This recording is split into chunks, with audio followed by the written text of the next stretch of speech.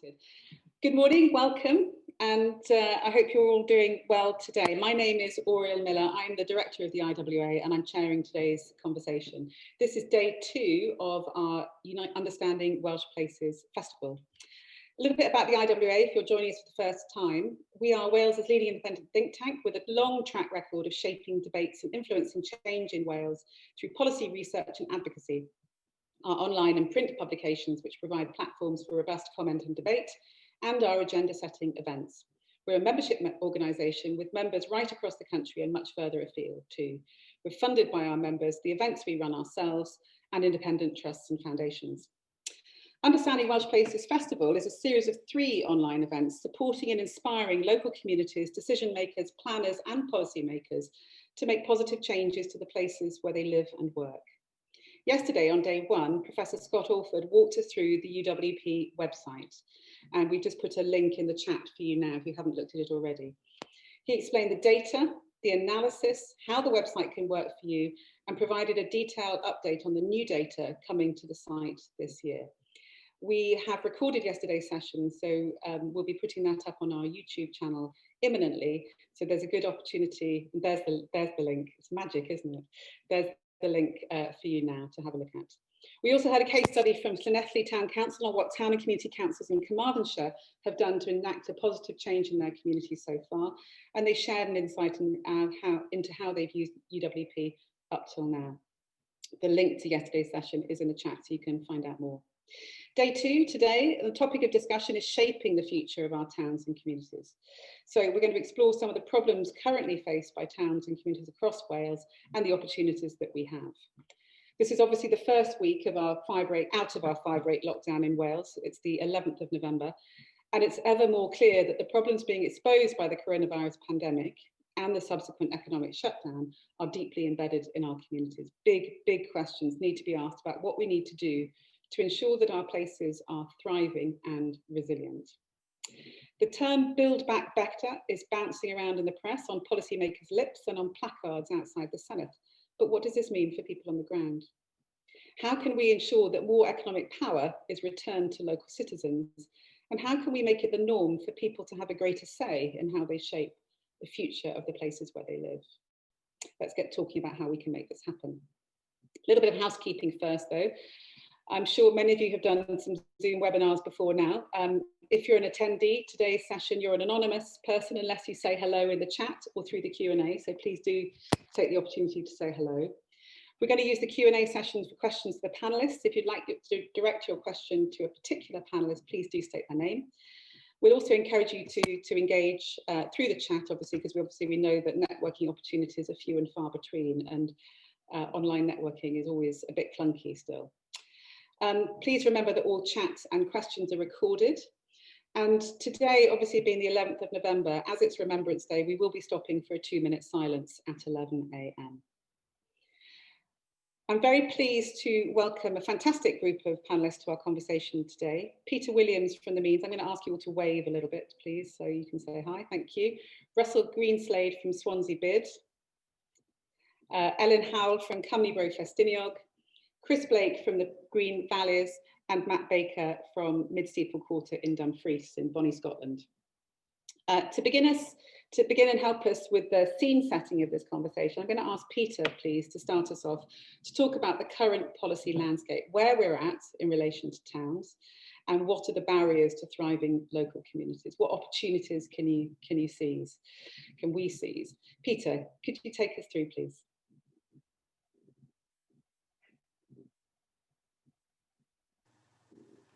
Thank you, Oriel. Thank you very much. Good morning, everyone. Yeah, it's a gloomy setting, isn't it? The kind of popular narrative around the high streets is overwhelmingly gloomy at the moment. The statistics are running around 52% of retail was under some kind of threat even before COVID. We're hearing that 5,000 stores might close to add to the number of voids that are currently on the high street. This kind of shift to online retailing, projected pre-COVID, it hit 30% by 2030. We're now talking it reached 40% mid-lockdown. So worse than trend, things accelerating, challenges getting greater. But there's been a lot of commentary, and I feel some of it has been fairly vacuous and some of it has not been exactly insightful. Should we be surprised that online retailing increases when shops are closed? No, obviously we shouldn't. Should we be surprised that high streets are more than retail and that consumers are looking for experiences? You know, that's something surely we should have understood pre-COVID.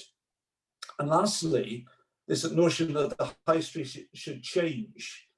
But unless you're a social conservative or you're incurably nostalgic, the fact that it needs to change should be a welcome statement, not a negative statement. It's something the high street's been doing since the agoras of ancient Greece. So I think COVID in a way has served two useful purposes. The first is giving us a sense of what we'd miss if it wasn't around any longer. You know, people are pining to get back to the high streets. Yes, we could work from home.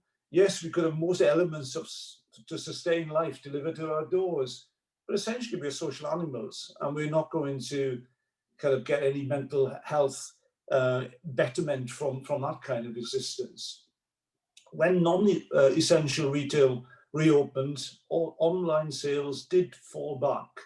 Now, yes, technology will be a bigger factor in transactions, that's a given. But the jump from that statement to the conclusion the high street is dead is kind of overdoing it. It's far more complex than clicks or bricks, and we should resist it being portrayed in that kind of divisive manner. I think the second thing that COVID has done is to accelerate the response to our problems. You know, suddenly we've seen funding made available. Out of austerity, new money has been found for the high street. There's been a new policy focus on transforming towns, and some practical measures that have been implemented in record times, things that would have taken a long time before have happened seemingly overnight. You know, streets for people, not cars. Some outdated and unhelpful regulations being rapidly reviewed. Introduction of free car parking in lots of our town centres, and partnership between sectors. In a recent examination of resilience of RCT towns, we undertook, it was uplifting to see council officers being repurposed to work on COVID-related projects and the way they responded to that. And equally, in the private sector, businesses flex to provide new services to their communities. So how much of a consensus is developing over what it takes to big town centre places to visit, locate a business, and indeed increasingly to live in? So over 25 years, we've been exploring what kind of curated framework would be a sensible mix of uses and elements to make these places great again, I suppose, to coin a phrase. And I'll run through those very quickly. I'd be interested to hear in the question and answers at the end whether there are some we missed. So the first is cohesion. Town centres are essentially democratic places, they're egalitarian places. Unlike the marbled malls, you're not expected to consume. You can, but you haven't got to. And it gives us a chance to serendipitously meet people and get outside our bubbles, which we would definitely get into prior to kind of social distancing becoming a common phrase. The second C is civic. This is a place where we should be going to our town halls, our courts, and doing those kind of things, we should be having other opportunities for other kinds of interactions. And likewise, culture, libraries, galleries, theatres. This extends the town centre's offer and its hours of operation. Fourthly, connectivity. Centres are central. They're the easiest places for our communities to access. The 20-minute centre is becoming an intriguing way of explaining how environmentally and socially centres are good things to support. College is our fifth C. We are losing touch with the consumers of the future. I think a lot of young people aren't using our town centres. A market trader in Cwmni was telling me the school parties come to the market as a school trip because they don't habitually do so with their parents and peers any longer. Commercial is our sixth C, and that's the obvious one, but there's only one. It encompasses retail, service, office, hospitality, food and beverage. but it's only one of our 8 Cs. The next is community use. This has been disparaged, but it's absolutely the lifeblood of our communities. Social enterprises, fundraisers, charity shops, why not? Repair shops. The chair of the Bid and Treorchy is the leader of a social enterprise, and that's absolutely right. 8C is collaboration. We'll hear from Russell shortly about how well collaboration between sectors is working in Swansea. It's absolutely key that we're going to take this forward, that we've got the governance framework, we've got the partnership arrangements in place. And perhaps we should end on adding a 9C, which is going back to change and its embrace. Let's look at opening hours. Why are shops closed when people are leaving work and vice versa? Digitalization and the adoption of multi-channel fulfillment, which we believe could be delivered through the recruitment of a new generation of digital town centre managers. Co-working. It's really exciting to hear what's happening in Port Talbot at the moment about significant increases in hot desk capacity. Events, festivals and their promotion through social media. If you get a chance, check out Ymlaen Llanelli on Facebook. Local produce and the things that the mega stores can't effectively source. And last but not least, service levels and a croissant, which is impossible to emulate on the web. Thank you. Thank you very much indeed, Peter. Russell, let's come to you next then. Talk us through, some people know what a bid is and some people may not know what a bid is. Could you talk us through what is Swansea's bid and what role do you play in shaping the future of Swansea? And tell us a bit about what you've been doing to make that a reality, please. I've got a little bit of background noise. Is that in the room that you're in, or I'm not sure? No. Can you hear me okay? Sorry. I can hear you, but I can hear something else as well. Okay, bear with me a second to see if I can do something about that. Have you got a colleague who's, yeah, sure. Yes. Yeah. Sure. So at the moment, right now, just imagining I'm just filling music or something and keeping talking while Russell sorts out noises off. Brilliant. It's right. Do you know what, Russell? I totally sympathise because one time I had to do an interview for an Arabic TV channel with the Arabic instantaneous translation in my ear, and it was absolutely impossible. So there we are. Challenging. Back to you, Russell. Talk us through Swansea Bid and what you're doing. Yeah, well, sorry about that to start off with. Obviously, we were in a very busy office, so apologies for that. So a business improvement district is a private sector-led organisation which is democratically elected by the business organisation within a defined geography boundary. We were the first bid actually in Wales, and now because of us, there's about 12 or 13 bids, I think, popping up all around our country. To put it in context, bids started in about the 1960s, 1970s in Canada and America. And they came across, now they're in New Zealand, they're in South Africa, they're all around the world really. In the UK, there's roughly around about 328, 330 business improvement districts. That equates to 87,000 businesses as part of them as well, and are over £130 million turnover plus. So it's grown into quite a big industry really, which is creating new jobs and serving the community which they are elected by. We work very closely in partnership with private sector, third and public sector as well, which is absolutely key, which Peter was saying there as well. We're elected to deliver projects. Really, I would say, sorry, every bid is different. So the stakeholders in every bid area will have different objectives, should we say. So it might be generating footflow through events or car parking offers. It could be that they want more cleansing or they want more commercial services. And that's the beauty of the bid. It's actually formed by businesses and organizations to help control what goes on outside their door, to help benefit the economy and vibrancy of the area as well. So that's it in a nutshell what a bid is. We've been going since 2006, as I said. So we're going actually, today we started a consultancy for our 4th term with our businesses. We'll go into ballot around about May until June next year, around about that time. So we already started that process in amongst these challenging times for all. So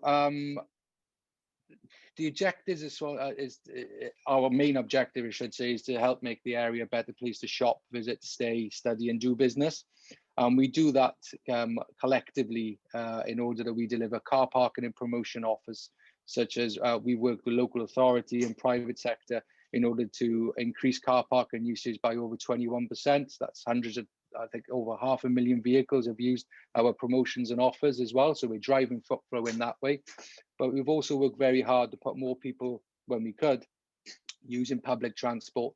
And we also help with the crowdfunding towards the Santander and Swansea University shared bike scheme as well, and putting the hubs in as well. So we're encouraging more green projects or transportation coming in as well. We also deliver services with a local authority called the City Centre Ranger Service.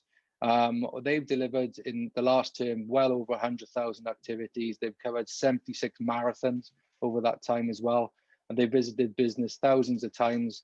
And they are the eyes and ears of us on the street. And our business liaison manager works with them very closely to making sure we get the right information at the right time, and that we service in our community and stakeholders as well. And that's a joint project with our local authority, which we've been doing since our inception back in 2006. Our taxi marshals, then, we've got a very vibrant evening nighttime economy hospitality industry here in our bid area, called mostly predominantly on Wine Street. And therefore in that area, we have a group of taxi marshals, which have processed and supported well over 1 million visitors in the duration which they've been going for as well. We also provide night marshals. We support the pastors. We actually work with different organisations in the Help Point, which is based down in the Strand, which is figured towards reducing NHS A&E call capacity by 30% as well. So we're very much entwined with that to make things happen, whether it be through support or financially as well. We also then do, well, we used to do quite a lot of events. So we've delivered over 100 events across the board. We haven't got time to go through them all, but on average, we've increased footfall for those events by 9.86% year on year. We also have a very robust marketing campaign called the Big Heart of Swansea, which is our consumer brand. And with that, we have our own discount loyalty card app. We also have our own tracking system, so we can build a shopper profile and target our market towards that of where we're losing out, and also where we can get possible gains from as well. And again, that's been going for quite a long while. We have a database of over 155,000 active users, which we actively use to promote messages, which really came into its own when COVID hit, just to give the reassurances of what we were doing as businesses in the city centre, safe, health, well-being, etc., etc. We also have an app for that as well, which we use to push notifications out, which we help with licensing and also with our local authority as well, to get those messages out to the wider demographic, which maybe they couldn't touch. We also work with the police on additional police offers as well, and we've delivered well over, I think, 1,000, maybe 2,000 additional police offers as well. And working in our safety security operations, we've reduced antisocial behaviour by around about 36%. Was the last time that we looked at the figures as well, which we're very pleased about. Of course, that all helps making the area a better place to trade and to visit as well. So the other, we also do additional services. Everything we do, is always additional to statutory services which the local authority provides, which we have very stringent baseline agreements in place, which we deliver above and beyond. So we have our own cleansing teams and chewing gum removal teams and private graffiti removal teams that go out.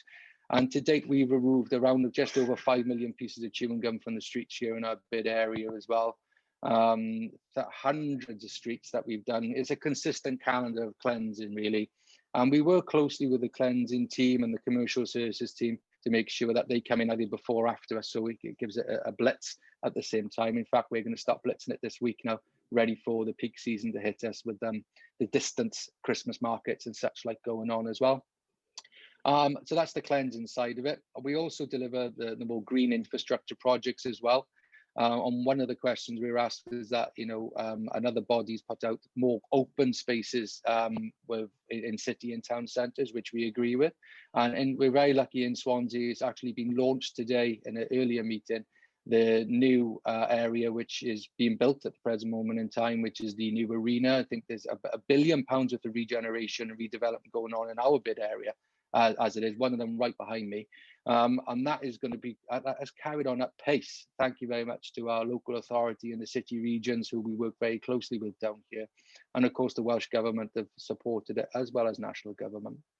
And so those green spaces, there's a 1.1 park going in there, for instance, which is being built as we speak, and also secured funding from the Welsh Government with partners in the council to deliver our own GI projects as well, going into early 2021 and beyond, subject to a renewal ballot, which we won't know until mid-June if we've been successful or not in that. And one of the things, what COVID has done for us is it made us rethink. We've had to repurpose. We've had to really pivot as a company because we repurposed the events. And funding for us, we're funded by the stakeholders. It's a 1% levy on the rateable value. So as you can imagine, where businesses not opening, we've been sympathetic, but we've also we've carried on right the way through because we felt that they needed us more than ever to get through what we've been going through as a city centre in the bid area. So we've been really ramped up our communications, for instance. We've been out with the rangers even more so to make sure businesses could see us, get the information and get the right information to them, because there's an awful lot of information that comes out which isn't relevant to certain sectors as well. So it really is pinpointing that communications, which we've done very well, I feel. And even more so, just the initial conversations we've had with our stakeholders about the next bid. It's interesting to see that, for instance, where car parking offers and promotions were the holy grail, now it's actually flipping slightly on very early indications, and I said early indications, that communication and business support and bottom line and information and partnership working and collaboration is actually going to be more important than other things which have been driving our operations in the past. But those are early indications, and we're yet to formalize that into a proposal, a business plan, really, going forward. So that's it in a nutshell, really, of a bid. We have been hit by COVID, like any business. I haven't come across anybody who hasn't been affected by it, to be honest with you.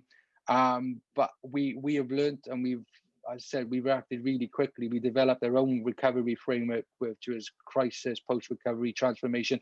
And we went back again 2 weeks ago to the crisis point of that framework, and we worked through it.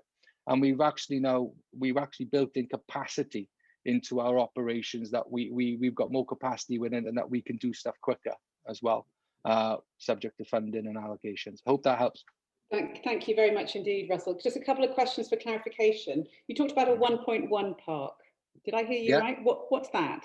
1.1 acreage. Oh, I see. Size. Okay, fine. Size. Right. And you all talked about a GI something as well. What was that? Green infrastructure strategy. Okay, so let's just unpick some of the jargon, because we're all talking different languages, and we need to make sure that we're all on the same page. One of the things that came out really strongly for me was the stuff around comms, obviously, and how, what messages you're sending out, the consistency, the regularity, and that communication. I know that there's a question in the chat already, which I'll pick up now, and then we'll come to questions for everybody at the end. But what sort of involvement have you got with community organisations in terms of shaping what people living and working in Swansea want you to be doing? Because you talked about public engagement, business engagement, obviously, and third sector engagement. What about community organisations? Yeah, we engage with those because we have a housing association, a community housing association, actually sit on our board. And our board of directors are made up of stakeholders in the city centre as well. So we're quite in tune with that.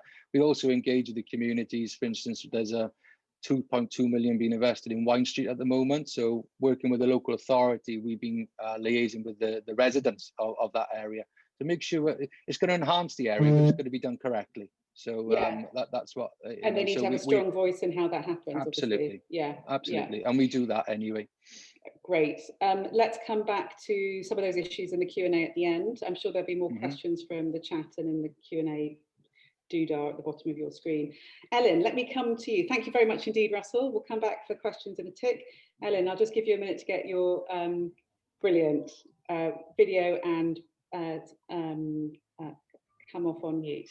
Can you tell us, we're going to hear a very different experience, obviously, from you, from Cwmni Bro. Can you tell us a bit about the journey that Blaenau Ffestiniog's been on over the last few years, and what role Cwmni Bro has had in that journey? What is Cwmni Bro and how does it work? I think would be a good place to start too. Okay, so Cwmni Bro is a social enterprise in Blaenau Ffestiniog in North Wales. We're actually a cooperative network in a way of 15 social enterprise, individual social enterprise that operate within Bro Ffestiniog, all doing different things. We've got an opera company, which is the only opera company in the world that does all the opera in Welsh. We have a care company that offers care in the home, and they also have a hotel, which is quite unique in that it offers holidays with all the aspects of care that you would need there for people. And we have the school, we have mountain bike trails, so we have a number of different things, or various things across Bro Ffestiniog. And what's brought us all together is the idea that we have a general objective between us of improving the lives of people in the local area and making things better. And we do that hand in hand with social enterprise, so hand in hand with creating and developing the economy of the local area as well. So that's brought everyone together. And Cwmni Bro originally came from Communities First, actually. So there was a Communities First programme in Blaenau Ffestiniog back in, I think, 2002. And that ran from 2002 to 2012. And by the end, there was a bit of a recognition of, well, actually, we're a bit out in the sticks, so we're far away from Carnarvon, we're far enough away from Cardiff, we can kind of get on and do what we want to do here, so that let's see how we have a really good impact. And a community interest company was formed from Communities First. And that stood quite inactive for a few years, and then was picked up again in 2017. And at this point, there was a recognition the world's changing and we need to pick this back up and make the most out of it, and what can we do? So one of the first things we did was, after bringing everyone together, reforming those ties, reforming those cooperations, was run an economic analysis of all the social enterprises that were under our umbrella, or parasol, we like to say in Blaenau, because it never rains here. So we did an economic impact report, and we found an amazing amount of information that just wasn't available because we were looking at it at the local level. And we found things like, and I'm going to read these a little bit. So what we did was we looked at every £1 of grant income, and we wanted to tell the story of that £1 and how it flew through our social enterprises. And we were able to see that because our social enterprises coupled grants money with economic activity, they doubled that money. So every £1 of grants or loans invested in our social enterprises became £1 4p of turnover. So you're looking at £2 4p there. And because of that, they were able to spend money locally. They were able to make those choices, those moral choices that maybe wouldn't have been available to them had they not have been running that parallel activity of social enterprise and business. So we found that they pay 1.5 million local salaries within the local area, which is quite a lot, employed around 120 people locally. So, you know, again, quite a big player there in the local economy. And spent almost half of all the money on supplies and purchases. That was all spent locally. So, you know, this was stuff that they could control, everything that they could control. It was all being fed back into the local economy and all being fed back into the communities. So that was really beneficial to us, so that we could form a narrative, which is so important, about what is our story and what are we doing here. Coming forward quickly to today, we run a number of projects by now, and we support our social enterprises. We're looking at how cooperation between our enterprises can have that increased impact. So, and we find that it's really quite amazing, and the additional boil over of the activity of the cooperation as well has been really, really effective. We're moving into a stage now where we're looking at, okay, so what's the change? What's the change that we've created, and what have we done, you know, in this amount of time? And we're looking at maybe 3 or 4 years really where we've been fully active. So it's not even a long time really. And we're looking at putting together a kind of model in a way, very loosely, where we can say to other communities, this is how we did it, how can we help you to do this as well, you know, and to bring your communities together and to look at what you've got in your community and making the most of that. And that's really exciting, because it means that we're constantly developing, and we're looking outwards, and we're looking at improving. That's where we are now. Can you tell us, can I just ask, can you talk us a little bit through how resilient you found the local community to be during the last 8 months, and what kind of impact COVID has had on that resilience, and also your ability to operate in the way that you do? Yeah, for sure. It's exactly where I was going to go next. So COVID has been really difficult, and it has for everybody. And you know, it's a trauma, and it's been really hard work, and there's been awful situations, and people have lost lives, and people have lost loved ones. Keeping that in mind, and it's so important, especially in a day like today, for us to remember that we've also found that our community is incredibly resilient. The cooperations between our communities, the willingness of our communities to come together and just to make this work has been astounding. You know, and from the word go, people just went, okay, what do we need to do, and how do we need to do this? And we actually undertook a bit of research during COVID to try and understand where people were, how they were responding, and where they were going with it. And the biggest thing that we found was people's willingness to help, people's wanting to interact with the community and make this work. And I think, you know, people have found that all over Wales, the communities are coming together. And it's something that didn't shock us in a way here, because we have a very resilient community. We have a community that's been through incredibly hard times, you know, and although this is new and different, it isn't something that people are unused to, of having to come together and make things work so that they have a better future. So, you know, it's been an incredible time, really. And like Crystal was saying, we haven't stopped. Our work hasn't slowed down at all. If anything, it's ramped up. And we're looking at things now like the Kickstart scheme, like different programs on how we can support our young people. And that kind of thing, and it's really exciting. You know, people are more open now to talking and looking at things differently. Yeah. It's great to hear you're thinking through about how you can share that experience of what you needed as you started. It'd be interesting to hear about what the ingredients in that were. I bet there were both some movers and some shakers, and a shared experience too, and relationships and trust that enables the success that you've got. But you've also been clever, I think, in terms of putting a number on the economic value of what you are contributing to the local community, so that people who appreciate different, whether it's the economic input or whether it's the strengthened community bonds, whatever you value as an individual, you can see that in what Cwmni Borough are doing. We're going to move on. Thank you very much indeed, Elin. We're going to move on to Chris Blake now, please, to tell us a bit about Project Skyline. and then I'm going to come to questions in a minute. Chris. Brilliant. Over to you, please. Thanks, What's Oriel. Skyline all about?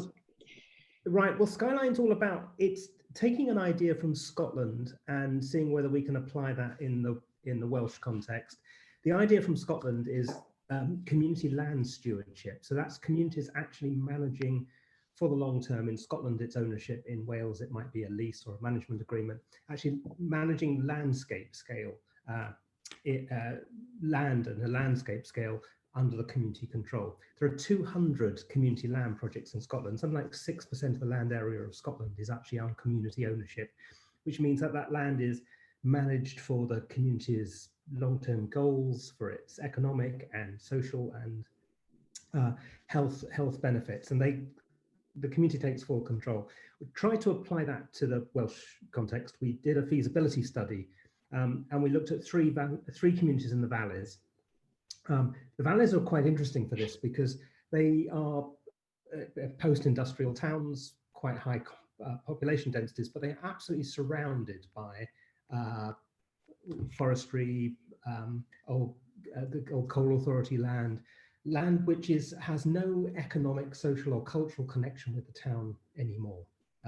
The town is very, very, very isolated. And so we did a feasibility study. We looked at really 4 questions. Is this something that communities could be interested in? Because it might work in Scotland, but maybe it's not appropriate in Wales. Really important ones, and the answer was definitely yes. When people understood what was happening, and we actually took some of the representative communities to Scotland, and it was very really opened their eyes to what could be done. Are there long-term economic models? And one of the things, this would be an asset transfer. But what became very apparent, and it's true in Scotland, is that you need a sustainable economic model. Otherwise, you're just continually dependent on grant dependency for decades to come. Whereas, so land can generate through forestry, through food production, and through energy generation, can generate long-term income, which gives a community financial independence. We looked at the governance issues surrounding this, and we also looked at what the community would like to do with the land if they're given the opportunity. Can they balance the economic needs and the social and the environmental needs? And that was one of the most interesting and pleasing things we found. Communities that we were working with instinctively wanted to balance these 3 outcomes. It wasn't a question of just maximizing the revenue and never mind the environment. It wasn't a question of just turning it into a wildlife reserve. It was balancing those cultural, social, economic and environmental things. And why wouldn't people? It's where they live. They want this, and it was like the Wellbeing Act, thinking without that language ever being used by the residents we were working with. It was that language that was being done. Can you talk us through both where you did those pilot case studies, but also think about, tell us a bit about what you've learned from the feasibility study and where you're at the moment? Yeah, the three feasibility studies were Drybet in the Upper Rhondda, Ynysowen in Merthyr Vale, Aberban, and Caer in Bridgend. And we chose 3. I've been working in Drybet for a long time. We actually put in the community-owned hydro on the forestry land quite a few years ago, which has really got me working there. Where we are at the moment is that we're funded through the Foundational Economy Challenge Fund to set up one community land trust, and the one that we're working on at the moment is Drybet. We're actually in the process of putting in a funding application. Actually, it's RDP, it's NRAW funding, and hopefully working with Cwmni as well in Ffestiniog to work with the other 2 Valleys communities and Ffestiniog. So we're in the process of trying to do that. It's been difficult with COVID. A lot of what we've been needing to do over the last 6 months has been community consultation and engaging the community in that landscape, what their landscape vision might be for the future.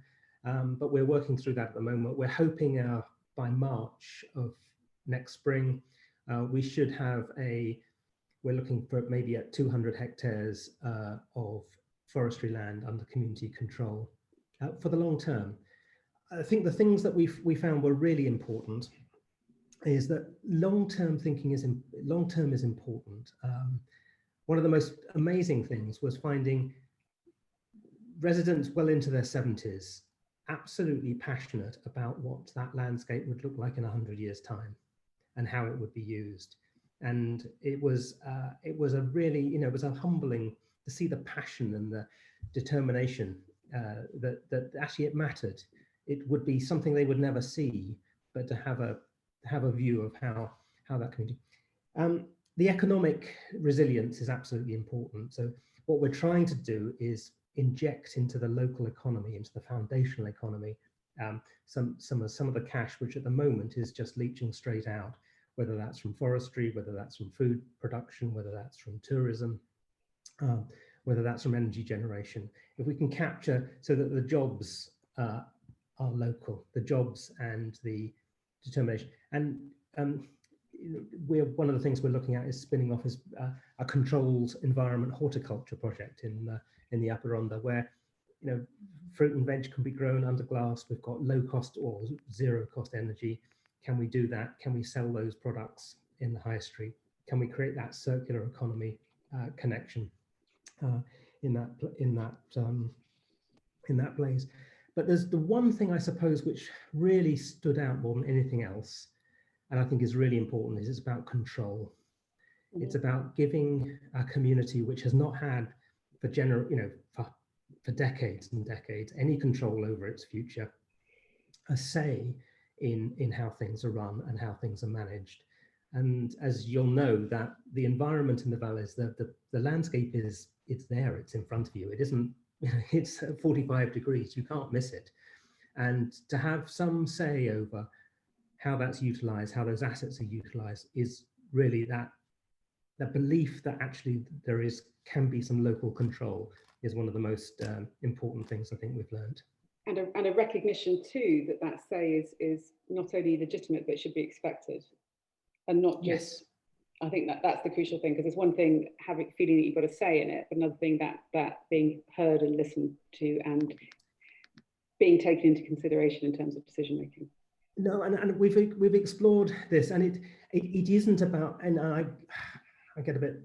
I think this is important. Sometimes we do co-production and we will listen and we consult with it. No, it's not about that. It's actually about, and this is difficult for public authorities to do, it's actually about trusting a community to take control. Planning laws still apply, felling licenses still need to be sought. We're not it's not a Wild West where you can do anything you like, but actually because so often when there's a public authority and a community, the expertise and the implied authority rests with the community and the experts, and not with the community. Well, it's about who has the expertise, or who has, yeah. Yeah, the co-production models can be quite difficult to actually execute in reality, and so what we're advocating here actually is a with constraint and with rules, but actually a transfer of control for the long term. So it's heavy on the facilitation, isn't it, in terms of that being a trusted broker in those conversations? But it's it is also about power, isn't it? It's about where the power lies, whose knowledge and whose expertise is recognised as such and valued, therefore. And you don't need a job title to be an expert. So, feasibility study, we work with ecologists, we work with foresters, we work with energy experts. All that knowledge was fed in, but they were fed in at the service of the community and not for their own thing. So the information was there, the technical expertise is needed because the community in general doesn't know about felling plans and forest and continuous cover forestry arrangements. It's the power, it's the transfer of power, which I think is one of the most things. And in Scotland, and I keep coming to Scotland,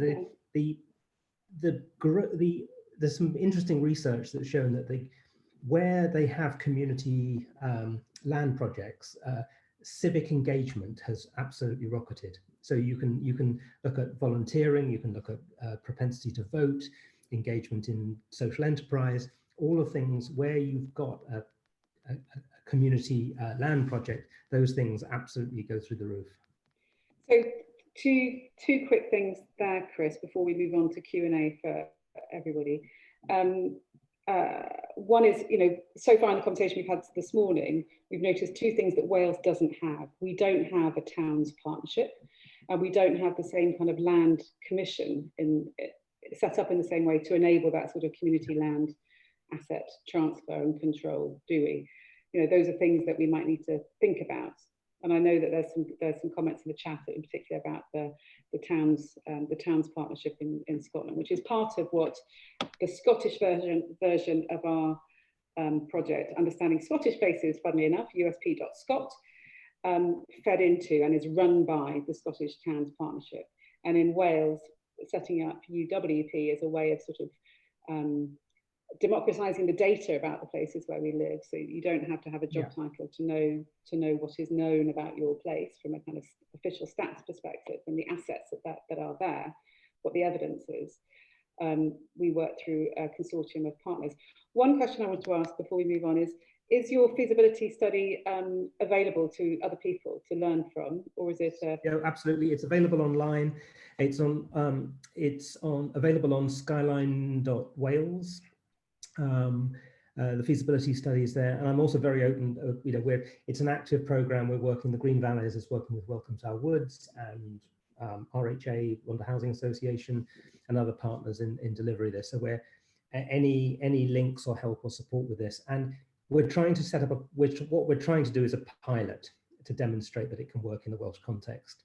Okay, and great. if we can get that pilot to work and we can demonstrate it, I think there are a lot of other communities that could really benefit from this in the long term.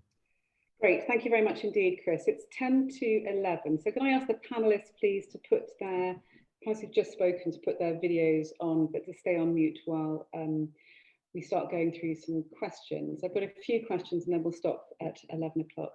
First question from somebody who chooses to remain anonymous. Hello, whoever you are. There's some evidence, obviously, that shifting work patterns were going to lead to more localist retail and economic patterns. What do you see as the opportunities in your particular area? Russell, I'm going to come to you in a tick, but I'm going to come to Peter first from the point of view of the policy perspective on that, because your organisation works in a number of different areas across Wales, and you must see a variety of those sorts of opportunities. So shifting work patterns, you know, the move towards whether it's 20-minute neighbourhoods or co-working hubs, so that you might work a few days from home and then work in a co-working hub with other people from other sectors, not necessarily your own.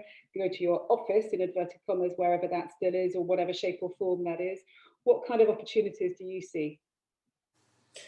Well, I think people are going to return to the office. I don't think that there's going to be the shift that people are predicting, the total shift that people are predicting. But I think we're going to see a much more hybrid situation where people will go to office for things that offices do best. But there's an economy and efficiency and a new dimension to working from home. Certainly in terms of international travel for business and things, I think there are huge implications, but even on a local level, I think there'll be a different pattern. And that's a huge, huge opportunity for our towns. I think one of the things that will drive that is that our public transport has got to respond to that in a way that allows people to use public transport nodes and not use the car even more with this kind of diverse way of working. But then towns themselves have got to respond and seize the opportunity. And there's a lot of interesting projects, some of them emanating through the new Transforming Towns source of funding, to examine and explore how this can happen. I think that the metro idea is going to be another real kind of push behind that. But we found, you know, if you look at the larger cities, when people have been used to commuting, you know, an hour in, an hour out, when they get back to their home suburb or whatever, it's often that the facilities are closed. So when they get off their trains or whatever, they just cannot do that top-up shop or whatever that they would require at that time of day. So I think with a proper plan, we can exploit the opportunities that the new localism brings. But just very, very quickly as well, I think, what do people feel about not having had a holiday not getting abroad this year, spending more time within their own communities. I think it's lifted the scales from lots of people's eyes about what's on their doorsteps, isn't it? In walking distance, recreationally as well as commercially. Thank you, Peter. I might just note, from as a firm feminist in particular, you know, the implications of shops and services staying open. Who's staffing them? What are the childcare implications of all of that? What does that mean for family life? What does that mean in terms of how we live? It's a bigger thing, isn't it, than just I want to be able to go and buy a card from a local independent shop at 6:30 or at 7 o'clock when I get off the train on my way home. And also, obviously, we're talking to people about who travel to an office rather than travelling to a factory or for a manufacturing business or whatever the service they happen to be providing. So there's, you know, we're talking about a subset of the population here, a large one, but a subset nonetheless. Russell, I'm going to come to you next, please, and then Elin from a kind of community perspective and from your place, please. Russell. Yeah, well, there's definitely still a need for the office space from what we've been told. As I mentioned earlier, we're in this exciting redevelopment, regeneration journey, and we've really been told we've had about 3 or 4 approaches to us as a business improvement district of high-end office space, great, you know, A1 office space, because that's what's needed, that's what they want. And as Peter said, the flexibility of people to come in for 2 or 3 days and then work from home for Monday or Friday, maybe. It's the new normal. When we started out on the COVID pandemic back in March, all our stuff was underway. There is no changes to the office spaces which are going to be provided because the need is still there. And that's not just us saying it, that's big agencies that saying that as well. In Swansea city centre, we were undersupplying that demographic anyway. So it's a growth opportunity for us for it as well. But I think public sector's got its place to play in that as well, because like line infrastructure, if they can put more public sector offices into our towns and city centres throughout Wales, I think that's certainly going to help drive the footflow. And we've got to remember, footflow is the life for any business. It's the lifeblood of it. So unless you've got people coming into your shops or going into your offices, buying that coffee, buying that t-shirt, whatever, then the economy isn't going to function properly. It's the customer cycle. Because that's what you don't get if you have if you have presence online. You're not, yeah, you're contributing in a different way, aren't you? Elin, I'm going to come to you, please, next. Yeah, so a few interesting things that we've done, really. We've been able to, as Cwmni Bro, we've been able to support drivers who have opened a zero waste shop 2 weeks ago. So opening at possibly the most difficult time ever. But still, it's been a huge success. So our zero waste shop isn't just a health, food, environmentally friendly shop, it's a community facing shop. So we have in there community fridge, there's a lot of schemes on how do we allow people to eat healthily and that kind of stuff. And the issue of opening hours was really, really a big issue when we were dealing with that shop. So do you open later so people can go? When do you open? When do you close? And all that kind of stuff. And definitely, so if the shop is being staffed, who's taking care of the kids and all that kind of stuff all came into it. And it's really interesting because I think sometimes there's an over concentration on the idea, like you were saying, in this demographic of people who work in offices and who work 9 to 5. And the reality, especially now, even for people who would traditionally have been doing office work, is that hours are a lot more flexible. People work in a lot of different ways. So that all needs to be taken into account. We're actually being funded by the Foundational Economy Challenge Fund as well. And we're working on a project with Partneriaeth Ogwen and with Nancha, shop yr Orsaf in Nancha.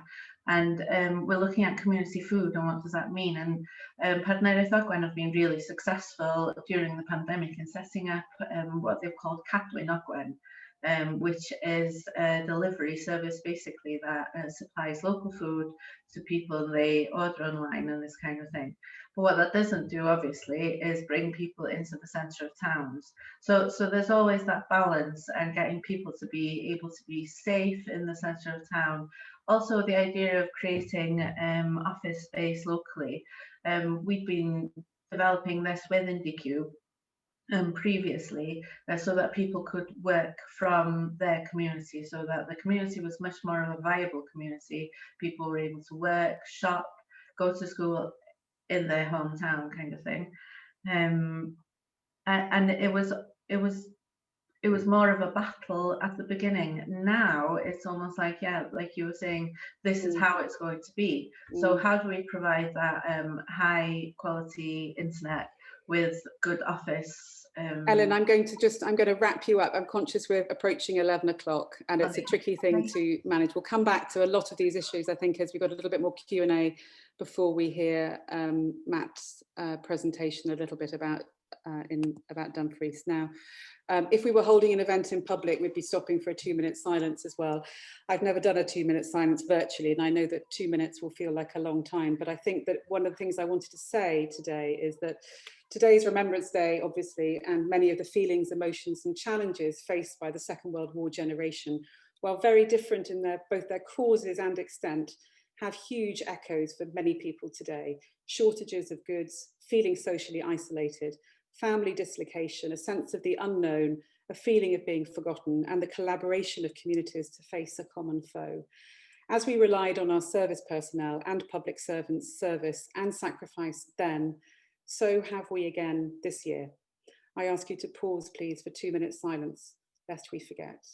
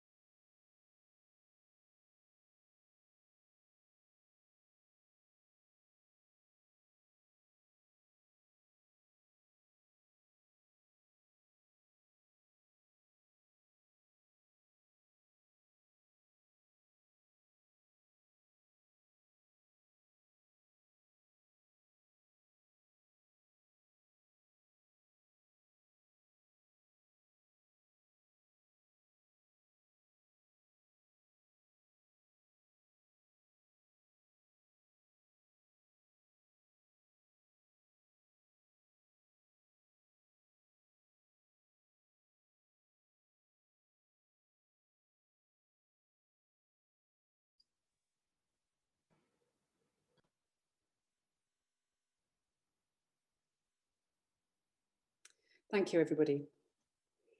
We are moving next to a case study from Matt Baker, who is Strategic Director of the Midsteeple Quarter in Dumfries. Thank you to our panellists who have joined us for the first session. We'll come back to you with Q&A as well a bit later on.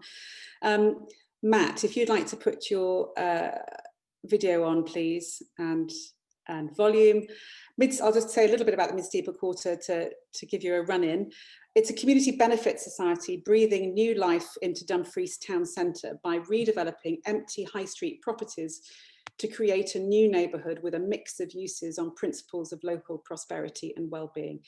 This type of orientation of retail space offers opportunities to better capture local spending for the benefit of a local area, what we've been talking about already this morning, and something that's also a key feature of the foundational economy approach that we're exploring through our ongoing project work led by Dr. Jack Watkins. And if you'd like to get in touch with him, do please let us know. Matt, I first heard about your project when I attended a community land session actually in York in February this year, run by our mutual friend and partners at the Carnegie UK Trust, who are supporting UWP, Understanding Welsh Places. Can you run us through where it started, what happened, what do you do, please? The floor is yours. Hello, and thanks, Oriel. Thanks, everybody else. Thanks for having me. I'm going to try and share my screen and show some slides. So,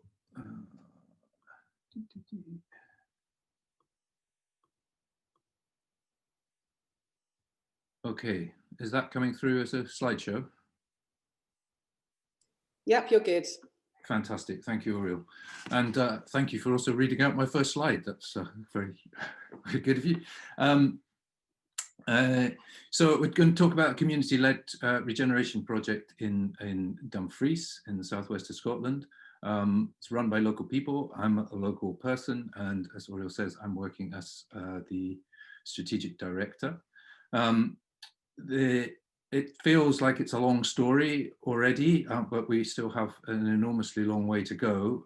This hopefully you'll agree is a story of real infrastructural change, of local people taking control, and that takes a long time. We're finding out. So this is a sort of work in progress talk, which is about how we got started and where we are now. So for those of you not familiar with the geography of Scotland, this is where we are in the far west, southwest corner. It's a very rural, we're the county town for Dumfries and Galloway, which is a very rural area, large. It spans 100 miles from one end to the other, has 150,000 people, 40,000 of which are in Dumfries. But as you can see from the map there, as with private transport growing over the last sort of 40, 50 years, a lot of people have started going to Carlisle or Glasgow rather than using Dumfries. So this is our town centre, as well as it was in about 2012. Looks a little better than that now. And that's been one of our strap lines that you see there, is that Dumfries is a market town with no market, like a coal town with no pit. By market, we mean activity generally, rather than like literally a sort of a market in the traditional sense, in the open air. Little bit of that story is that Dumfries is what you might call a classic clone town. In the 70s and 80s, it was regarded as having a big enough catchment area that the multinational, the national chains were interested in opening there because they felt they had a big enough catchment, and that was followed up by people, investment organizations like pension funds and the like, started buying the properties and renting them to the national chains. What that did was displace all of the traditional local infrastructure. So your bars, your hotels got priced out. And those national chains were only interested in large ground floor units. So we had people living upstairs previously. The national chains were not interested in that kind of complication. They just wanted big units downstairs and storage upstairs. So basically what you're looking at there is an entirely depopulated town centre. None of those upper floors have been occupied for at least 40 years. So that was the situation that we were facing in, like I say, 2012. At that time, this organisation started the Stove Network, which is an artist-led, creatively led project, social enterprise right in the heart of the town centre. The Stove was able to take over what was a small department store that had closed a few years earlier. And operates from all three floors. One of the questions that you'll ask, which the town asked as well at that time, was like, what on earth do we need artists for? We need more shops, we need more vibrancy. There is no simple answer to that. The only answer was to prove people why that was important. The Stove now has a turnover of $500,000 a year and employs over 20 local people in various regeneration projects in the town. Now, yeah, I mean, to sort of unpick that a bit further about the role of creativity, as it says there, creativity is a tool to actively involve the local community in shaping a future for the town. So it's not an art centre in the sense of showing work by artists. What it is a sort of an HQ for an art project to rethink the town. So there's a cafe on the ground floor, a community cafe that people come in to find out what's happening, what's going on in the town. And it's sort of effectively functioning like an independent town hall these days in the way that that's working. So people come in and say, I'm interested in this, how do I make that happen? It's become a kind of way of sharing information and allowing people to take more of a role in local decision making through being active in their town. That's the sort of the diagram I show people when they ask that question about why do you need creative people. I think they do at least 3 key things. One of them is continuing to ask questions about why things are the way they are, and the principle of hands-on doing. The Stove was amazing. I mean, they started doing things like having bonfires in the town square and having storytelling around the bonfire and cooking food, and the sort of things that people are saying, well, how do you get permission to do that? And it's like, well, you just do it. Like, it's our town, they're public spaces, let's do this stuff. And that grows that kind of confidence of literally just doing things. And to keep innovating, to keep asking those questions and thinking up new ways of doing things. As anybody involved in a town centre knows, that idea of innovation to change, vibrancy is key. So we talk about that sort of trinity there of people having a voice in local decision making, developing skills, new businesses and social enterprises, and also that growing distinctiveness for places out with the main centres to kind of fight back against the idea of the clone town. This is a story of how this got going, really. So these were some of the early projects that the Stove was doing. This was a very simple, easy social media project where we were handing out speech bubbles to people and saying, what would your building say? What would your house say? What would your office say? What does your favourite shop say about what's happening in Dumfries just now? And then we shared those in social media, just a way of people getting their voices across. This was a slightly larger scale project that ran for 3 days, where we marked out the river and the main roads in the town centre and staged and positioned volunteers around the town centre, who were then had conversation cards and said to people, do you want to talk about the environment? Do you want to talk about local business? Do you want to talk about housing, living in the town centre? Do you want to talk about the river, which is a big issue with flooding in Dumfries? And at the end of all of those conversations, people were invited to draw on the pavement there about the things that they'd been talking about, and starting to build up that kind of community picture of the town. All the time asking the same question about what is Dumfries for? What's a market town in 21st century rural Scotland? What's it actually for, and how should it work? Charter 14 was a crowdsourced new town charter that we put together. The sort of politically minded of you will notice the date there of 2014, which was the Scottish independence referendum, that talk about self-governance, and that was a huge issue at that point, and we brought that back to local level. And it's very interesting to see those kind of movements growing in Wales right now.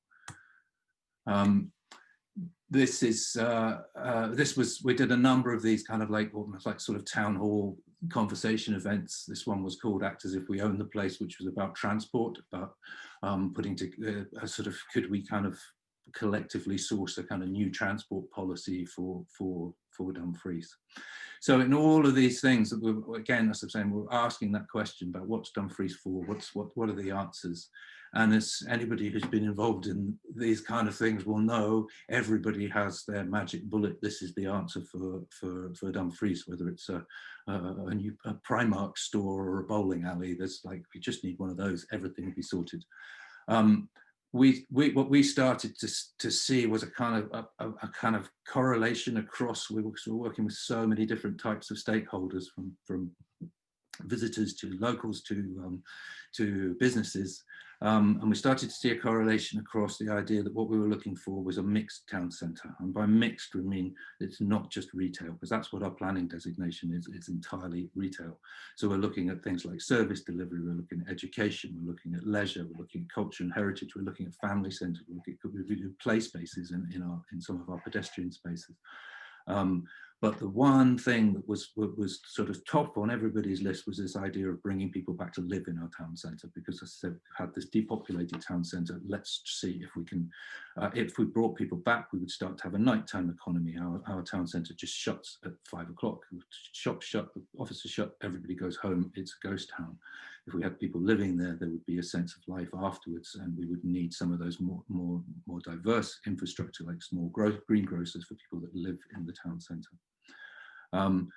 In sort of like true creative style, the Stove's response to that was to commission a film from a local filmmaker about the story of the town centre and around why people had moved out, basically, why had it become depopulated, and how could that be changed. And that we showed that film on a loop in the Stove for a couple of weeks.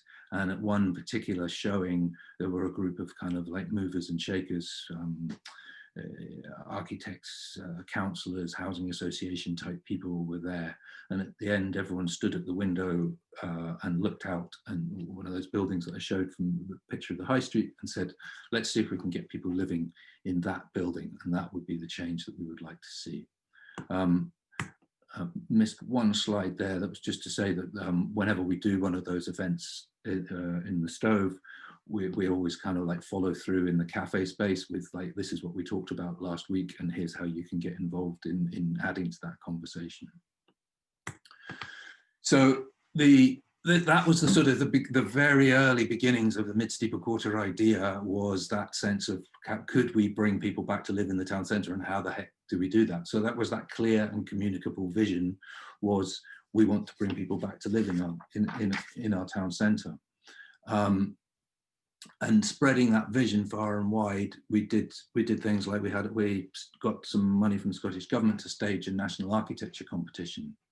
And which was a huge sort of confidence boost in the town that national architects were interested in Dumfries, and then we presented the results first in Dumfries, but then they were taken to Glasgow, and there was a big symposium in Glasgow about Dumfries, and all of that started all of this is in community confidence building kind of work, and getting that idea that we can do something and that we don't have to wait for somebody else to do it for us.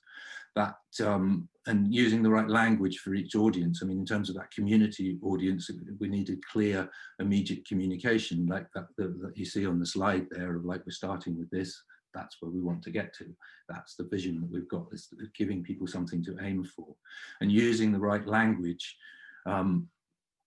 we've all become multilingual in the way that we talk, and I'm sure a lot of the other speakers were talking earlier have the same experience. We speak fluently in economics now, in community development, in well-being, and in the environment, because those are the stakeholders that we need to bring with us and back us in this vision, because we're not just going to do it on the basis of like it stacks up economically as something that a commercial developer would do, because if it was, they'd be doing it, and they're not. So building and maintaining that core group of stakeholders, and folk were mentioning Scotland's Towns Partnership earlier. They've been a key one for us, and Community Land Scotland, as well as Development Trust Association, the people who are supporting the idea of community ownership and development. This was the original version of the vision, which was if you can see my cursor there, that was the building on the corner that you would have noticed that was in particularly poor condition. What we did was say, well, let's extend that to a block. And if we see that block as something that we could develop as a community, then we think that could spread and really have influence over the rest of the town. And it had that core route down to the riverside that you'll see behind me on my background, which is the sort of key entry point into the town. So connecting that up to the high street, and then having a core in the high street. Then comes that sort of the fundamental bit of this as well, was that buying back the high street, that became our kind of mantra. It was mentioned earlier about community land movement in Scotland. Traditionally, that has been mostly in the Highlands and Islands with large shooting estates or islands that have been bought back by communities. We were the first people to go, let's do it with a high street. Dumfries wants to buy back its high street. So we then set about navigating our way through that legislation, and I can talk more about that in the Q&A if you like.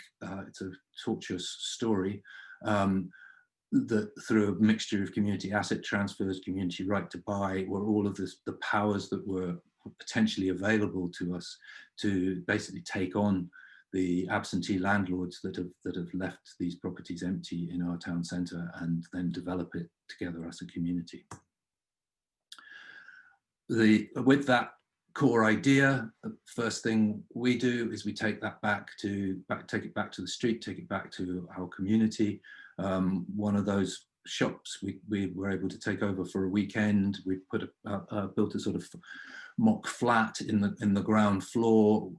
We exhibited those drawings that I'm showing. We had a local guy who'd been building the town in matchsticks for 30 years. We had his models in the background, all things that were going to draw people in. It became a real community event.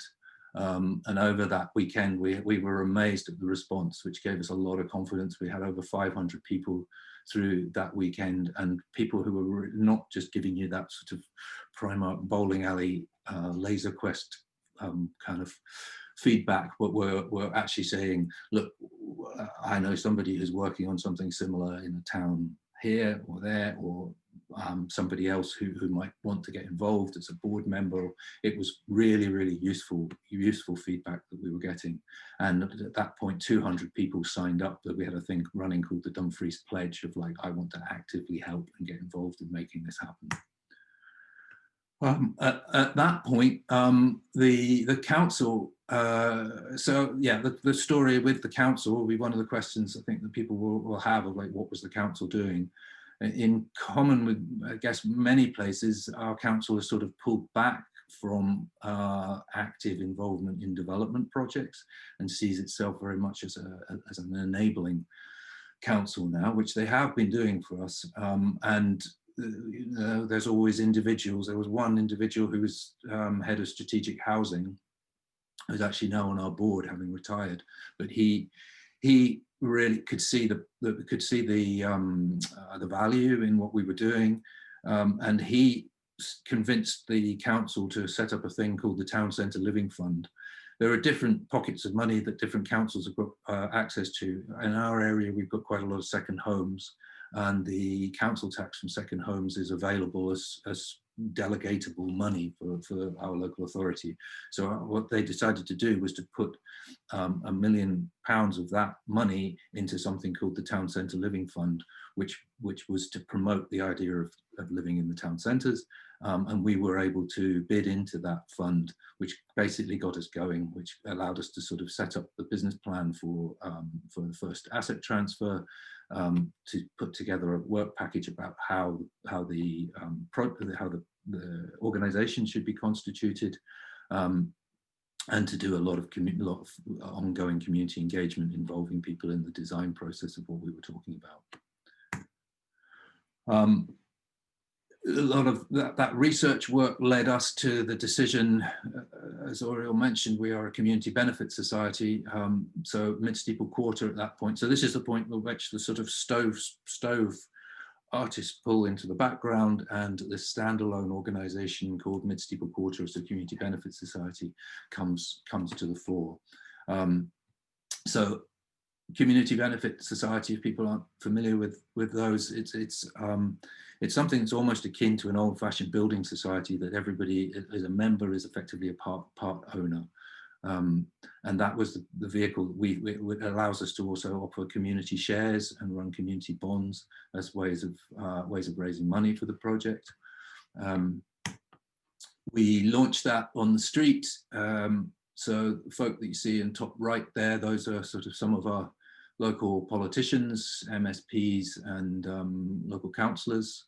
We set up a soapbox on, that's the sort of town square, it's called the Plain Stains. And politicians were given 2 minutes to sort of say why the town centre was important to them. We had we had fire eaters and local musicians, and made a fun day of it. And I think we got 300 people signed up that first day as members of the Community Benefit Society. So the Community Benefit Society has become quite reasonably established now in 2 years since. So that's a lot of our board members there, with local MSP and Enterprise Minister for Scottish Government, Jamie Hepburn in the middle. And one of our members on the right there, that's something that we've been, as a member, to sign up in the first place, you have to pay £1 to join, and you get given one of these certificates, which we've had a lot of fun with on social media, of where people are sort of putting them on their fridges and putting up pictures of themselves with their ownership certificate of, like, I own part of the high street. We've continued the community engagement work through things like, this is the Doontoon Army, that's run by Kevin Reid on the left there, which has done a number of sort of cleanups in the town centre. And then, you know, we shift into the, like, how's this actually working as a development proposal? Got really great advice early days, but we needed a clear vision that would cut across a number of those different agendas that I was talking about economy, community, well-being, and environment.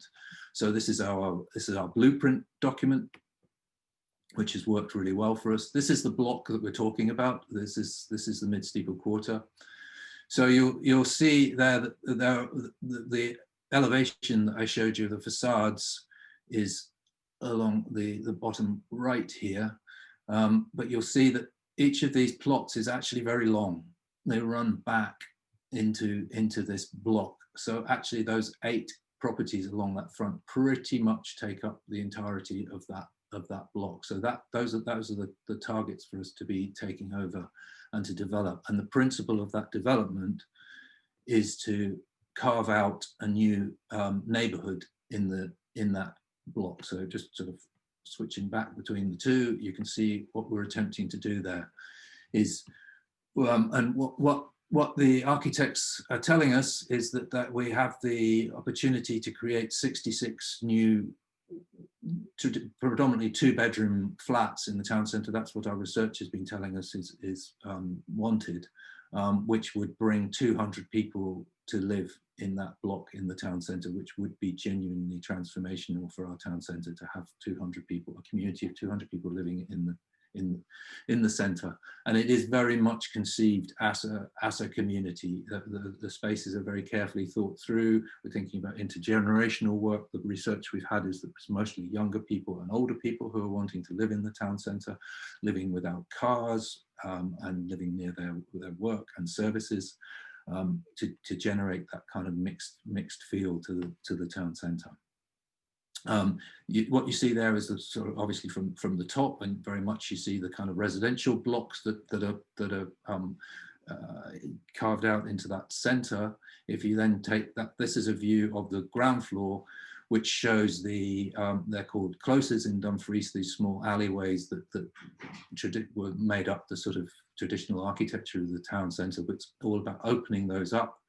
And this is 50 the commercial, this is an architect's visualization. So these, you know, they could be these could be bigger or smaller, depending on what we need for the demand that we've got. But there's an opportunity for about 50 commercial units, ranging from community uses through to small workshops, to cafes, to bars, to traditional retail, to make up that kind of, like, it's kind of a European model of this kind of wandering through these narrow streets with interesting businesses going on, with a housing community living up above. So the principles of this is a cut through that town block. So the principles of that master plan are the idea of these lively public spaces, co-working maker spaces, retail predominantly on the high street, and sustainable living on the upper floors with things like balconies to create that shared living experience, that sense of community. This is where we are in terms of development planning. We're well into phase 1, which I'll show you in a minute, which is a development called the Oven. And then the next phase, phase 2, is site assembly, which is to buy this block, the green block, and then phase 3 is to develop the green block. Phase 4 and phase 5 are existing businesses that we're really looking to work together to help those to flourish as part of what we're doing, rather than looking at taking ownership of those. So this is the first project that we've been developing. This one was in council ownership, so it was available to us as a community asset transfer, which went through in November 2019, which we purchased for £1, which is a 3-storey unit with a long projecting ground floor out the back, which is what they were doing in the 80s, as I said, to make those bigger retail footprints. The point of immediate impact, you know, we're a community group all the time. Whenever we take over anything, everyone's like, well, you know, it was empty before. What do you know, is it going to change? So it's important to really fire into immediate impacts. This was a project that was a very affordable, easy thing for us to do, which was a community video project where we invited people to submit the 30-second video, which we could back project. These are the upper windows of that building that you saw, and this was all controlled via a website that you could literally go and you could pick from a menu as you stood outside eating your chips. The link was in the window of the shop, and you could pick which video you wanted to watch and queue up 3 or 4 at a time, I think. We did a quick makeover of the space because we knew it was going to take us time to do the full redevelopment, and then we've used that for a number of community uses, pop-up shops, pop-up charity shops, working with local community groups, fundraising and the like, to keep a sense of activity. And also used, you know, this idea of community decision making and people being part of the design processes. The oven has been hugely useful for us as a resource to get people physically involved in that decision making. What kind of like literal spaces? What do we have? Where do we put the bike racks? Literally, it's got down to that sort of level of people getting involved. And this is where we are with the oven development. We've been successful. We've raised just under £3 million to do this development. This is seeing it from the main street. It's quite difficult to show the drawings because effectively most of what we're doing is behind that high street. So that's the view down the close alongside the oven, as it's known.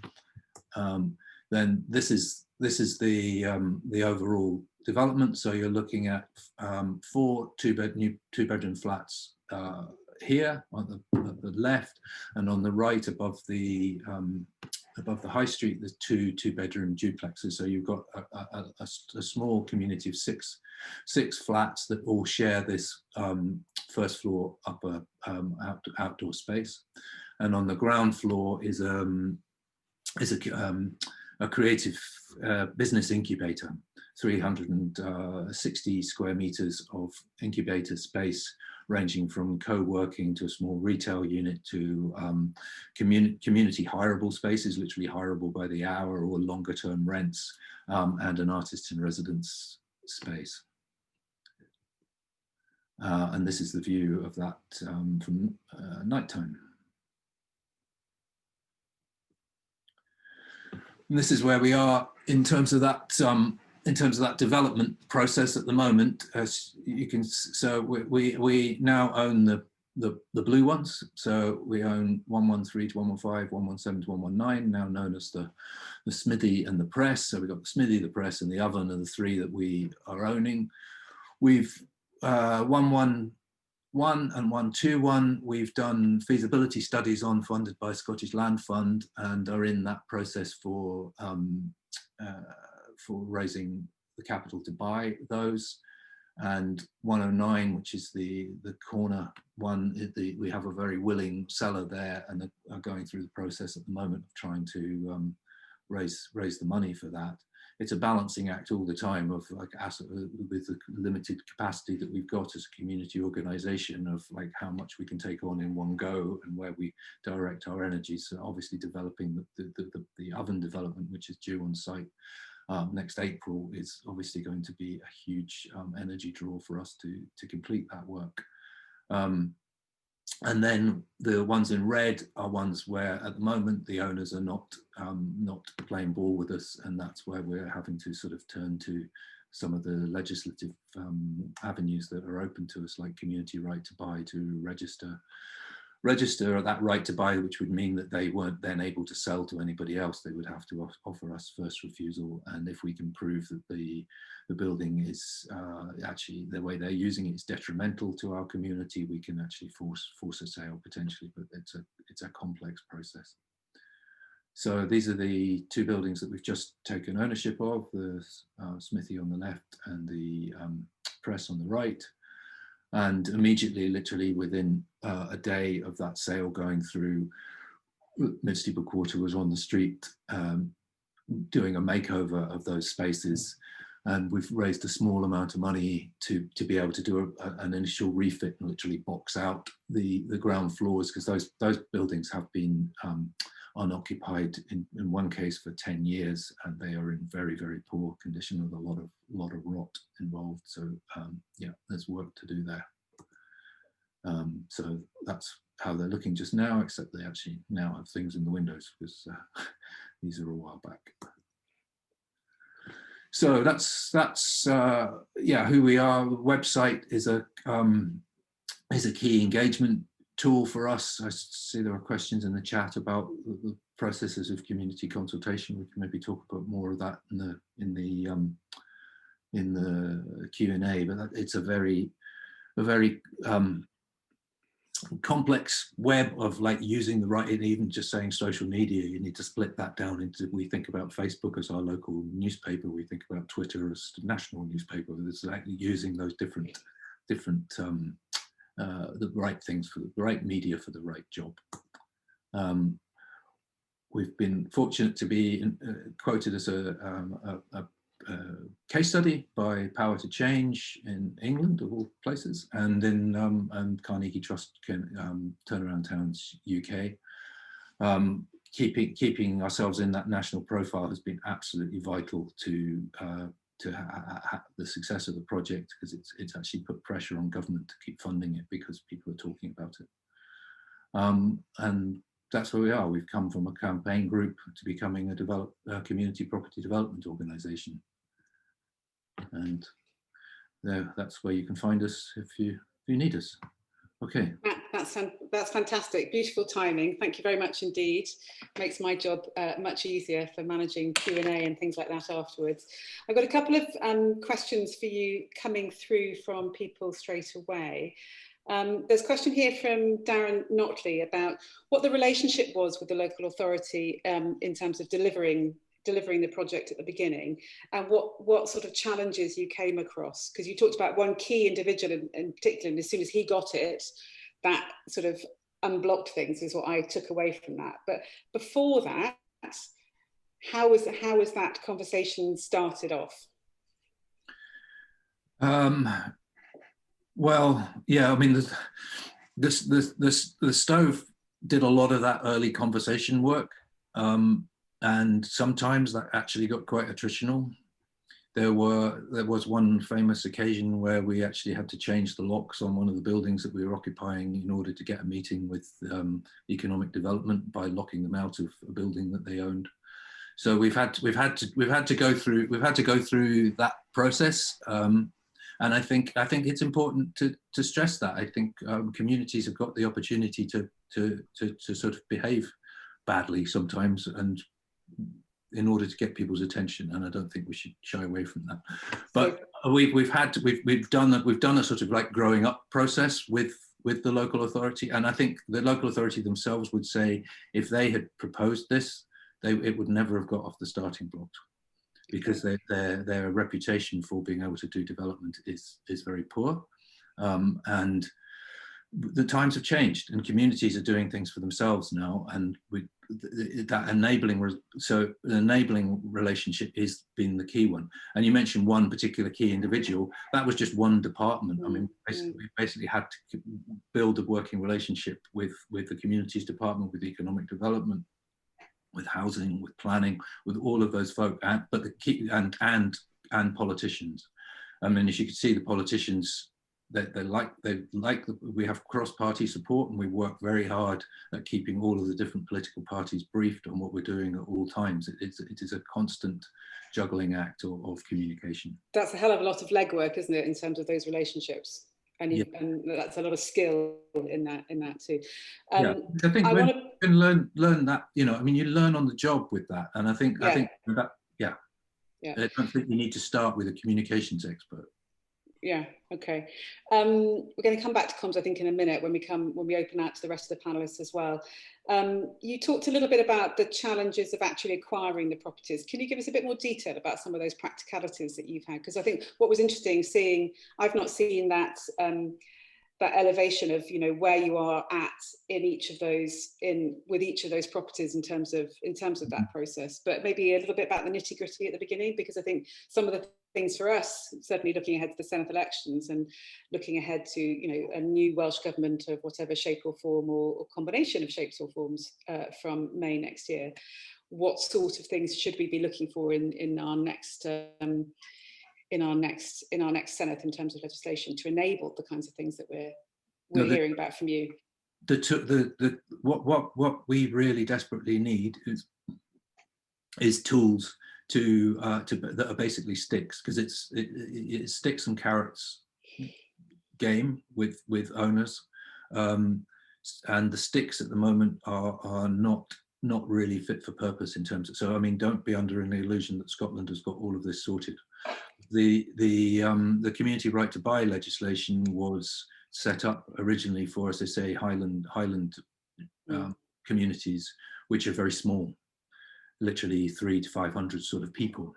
And in order to enact a community right to buy, you need to have a ballot of 50% turnout of your population, and 50% of that turnout needs to be in favour.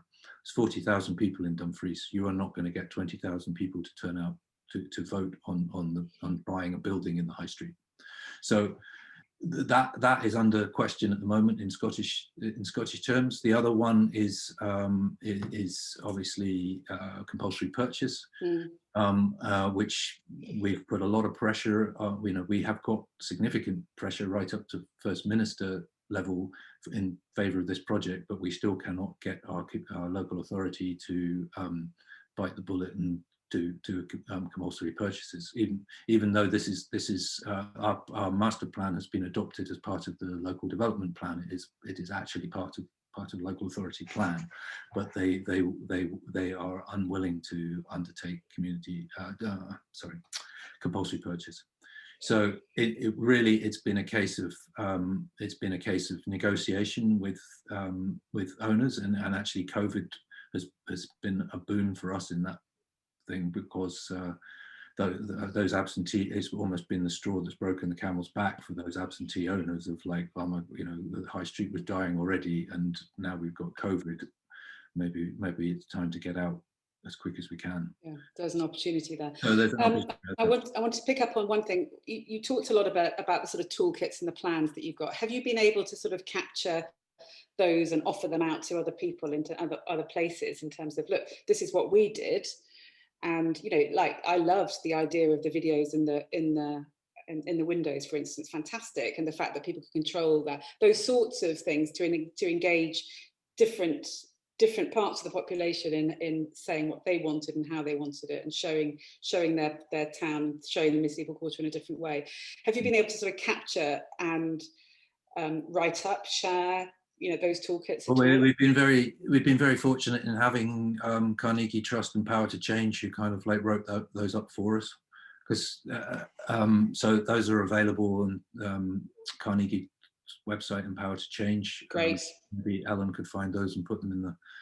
We can get onto that. But it's been that is actually a massive challenge for us, because we get an awful lot of people saying, can we come and see what you're doing and find out, and you know, and actually we're busy doing what we're trying to do. And you should be busy doing what you're trying to do. I think often that ability to distill what you've learnt and then share it, that's a huge investment of time.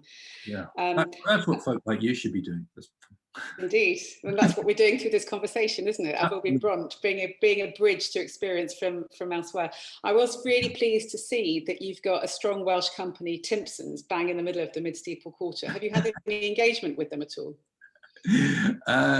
No, to be honest, we're sort of other partners are interested in that building, and they were wanting it to be it's the ideal spot for a tourist information centre, so we're kind of like looking for somewhere else that Timpson's could go at the moment.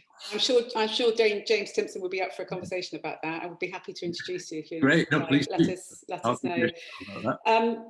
I also really like the speed at which you've demonstrated the ownership. We've got this space now, you know, straight away on it, and demonstrating that you're following through. I want to come to, I think this is fantastic what you're doing, absolutely fantastic. I take my hat off to you and the rest of the team. I want to come to you, Elin, first, please, and then Chris, because I think this is from a community perspective in particular. You know, there's huge amounts of inspiration from what Matt has just been talking about, and I don't know if you've seen what he and the team have done before, but what sort of opportunities do you see in doing stuff like this in Wales, and what are the barriers to making it happen? Because, you know, from our perspective, one of the things that we're looking at is some of the learning from a Scottish experience around land use, and what is this land best used for, and how can we pull together that triumvirate of community, economy, environment and energy and so forth. And one of the things I want to just wave at people, if you haven't read it, and Chris, you alluded to it in your community energy work, is some of these recommendations are in our report on renewable energy from 18 months ago now. But Elin, from your perspective, what are the practical barriers that you see in Wales that we would need to get to grips with? Well, to begin with, I think there are a lot of the elements of what Matt has been talking about happening already. This isn't something that we're not doing, we are doing it.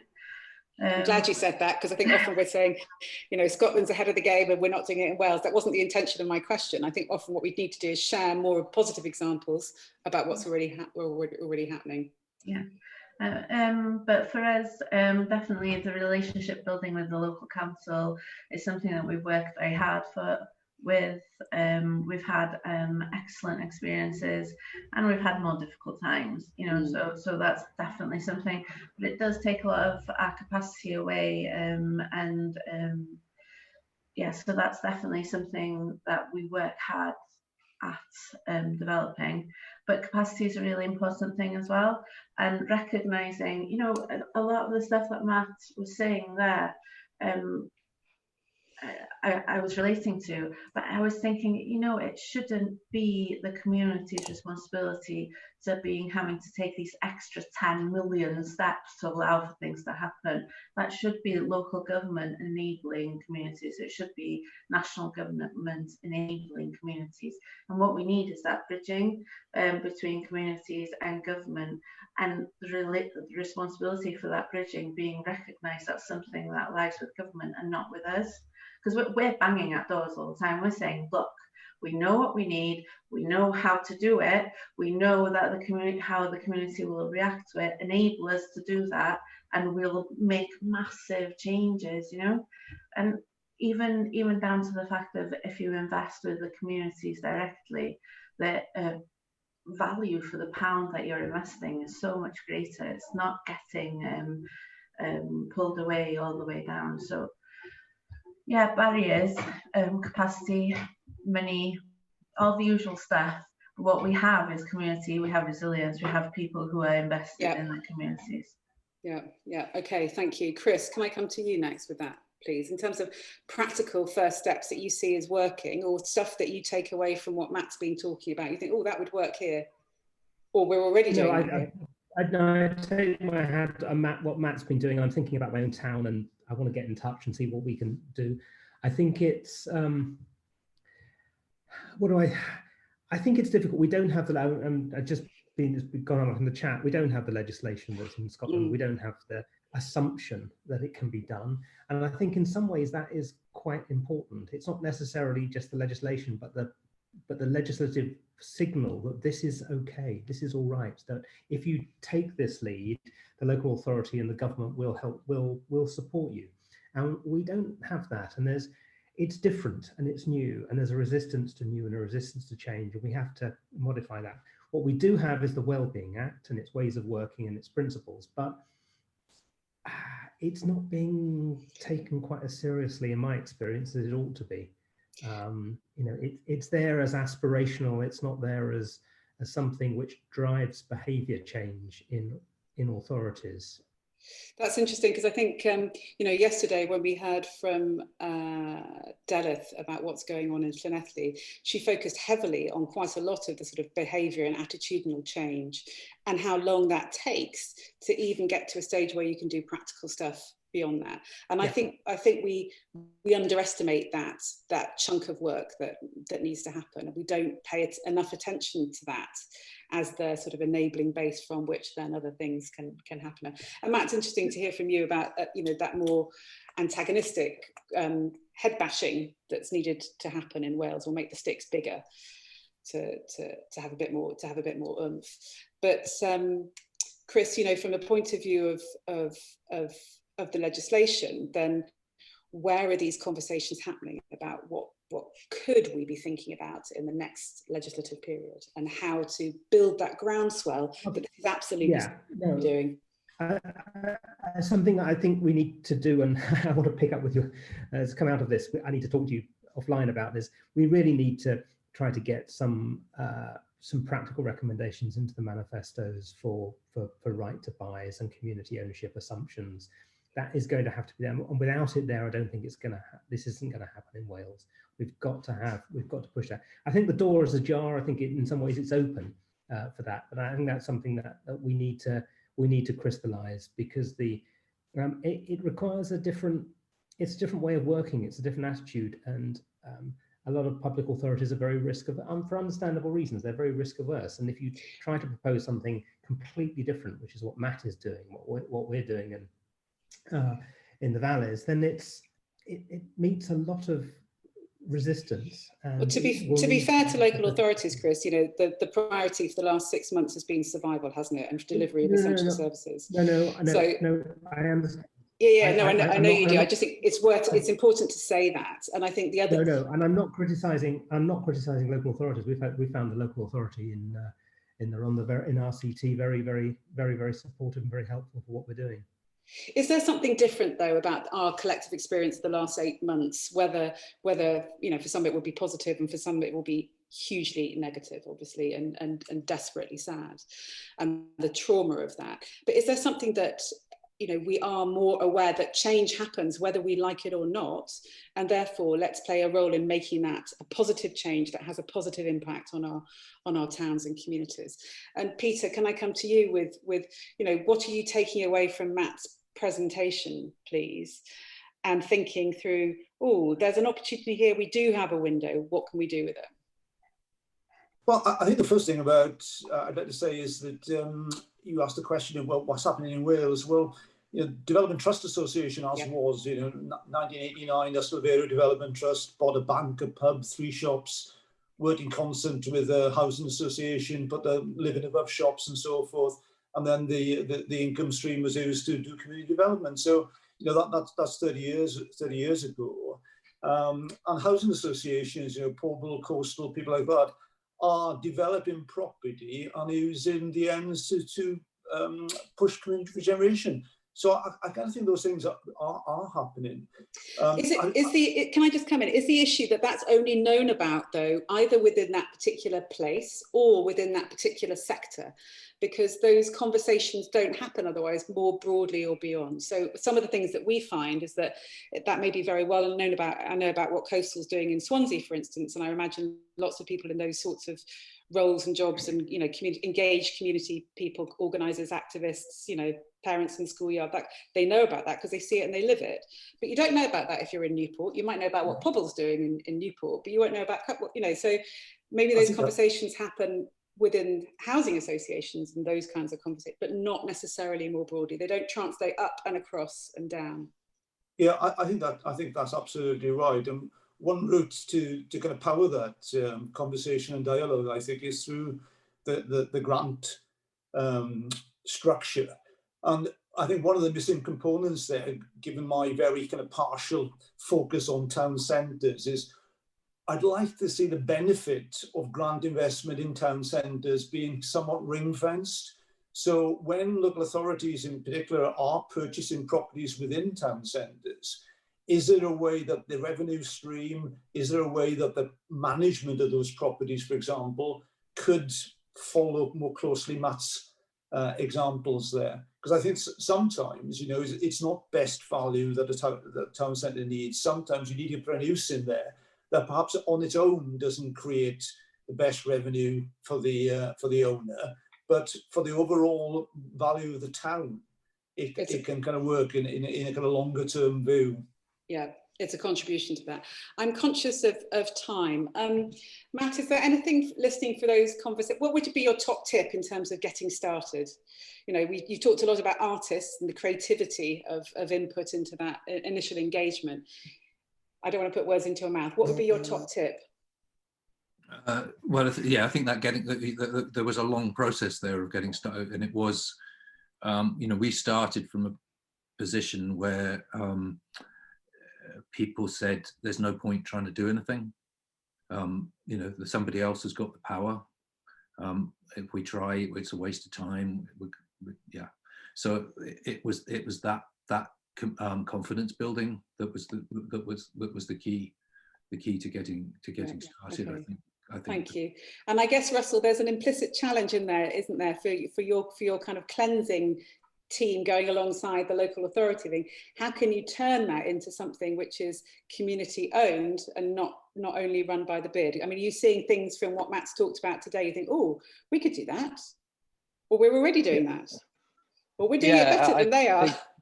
Yeah, I think it's always things you can learn, isn't it? I think one thing that we've picked up out there is that you know, we have to be more show more courage as a company, really, and be bolder, which we've already started doing as well, because with challenges come great opportunities, and we've got to take every opportunity we possibly can.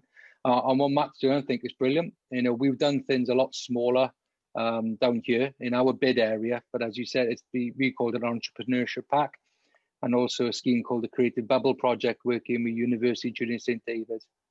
But we're all ears, Matt, and we've already got the information, and my colleague's been sent it to look further into it as well. So perhaps we'll be in contact about it, or pick up more information from your colleagues in due course, because we're all 2 years, 1 mouth, listen more and talk less. Indeed, thank you very much. On that basis, I'm just going to ask Elin from the IWA to put her video back on, because you've seen a lot of me this morning, but the person behind UWP as a tool and who's put the festival together this week is Elin Jones. So if you need to put a face to the name, Elin, give us a wave, please.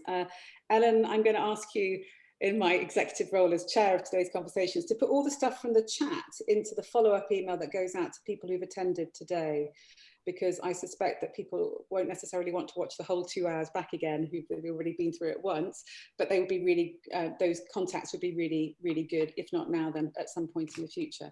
I'm just going to do a little bit of summing up then.